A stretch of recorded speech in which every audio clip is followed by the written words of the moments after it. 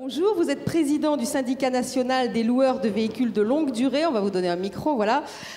Pour les loueurs, justement, comment s'est passée cette année ? Alors, on peut dire que 2009, finalement, ça a été une assez bonne année, curieusement. Si on regarde les chiffres, la flotte louée, qui atteint à peu près 1 140 000 véhicules, la flotte louée par les loueurs, a cru de 2,2%. Finalement, pour un loueur, ce qui importe, c'est le nombre de voitures qui sont en location, plus que celles qui sont en livraison. Souvent, on communique sur le nombre de livraisons.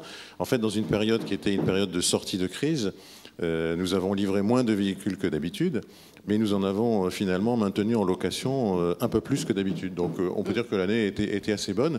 Et je pense que cette période a montré que tous les fondamentaux de la location longue durée, et particulièrement l'externalisation des risques, tout ce qui a fait le succès de la location longue durée, les services associés et l'externalisation des risques, dans une période difficile, s'avère aussi efficace et pertinent que tout ce qu'on avait raconté jusqu'à présent.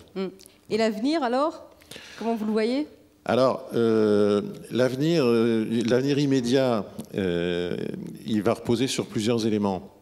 D'abord, le marché du véhicule d'occasion, qui est un élément déterminant de la constitution de notre prix.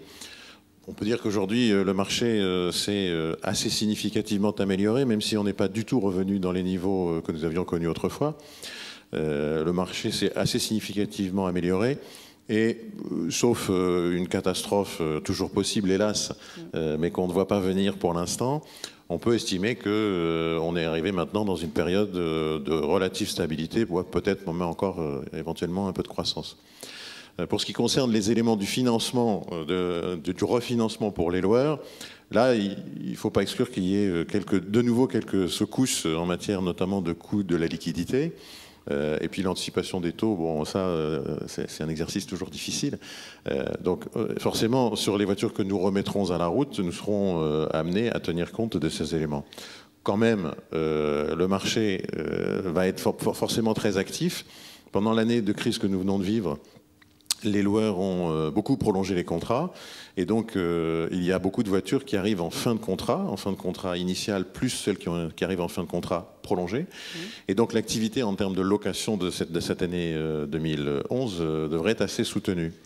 Et puis si on se projette un peu plus sur le long terme, nous sommes un certain nombre dans la profession à estimer que tout ce qu'on est en train ici d'évoquer sur les mobilités qui changent et la façon dont nos conducteurs, ou plutôt les conducteurs de nos clients, seront amenés à faire leurs déplacements à l'avenir, ce mode de déplacement va changer et le loueur va être quelque part au centre de cette intégration de services nombreux, parce que la voiture va être durablement l'actif de base, c'est l'usage qui en effet qui va changer, et très probablement les loueurs vont avoir là une place centrale dans l'assemblage de tous les services qui sont au service des conducteurs.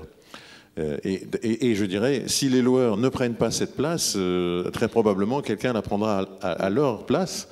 Il y a beaucoup de gens que ça peut intéresser, les gens qui font de la courte durée, les gens qui font des parkings en sous-sol, les gens qui font des cartes de paiement, les gens qui font des pétroliers, enfin il y a beaucoup de gens qui sont tout autour de ces services.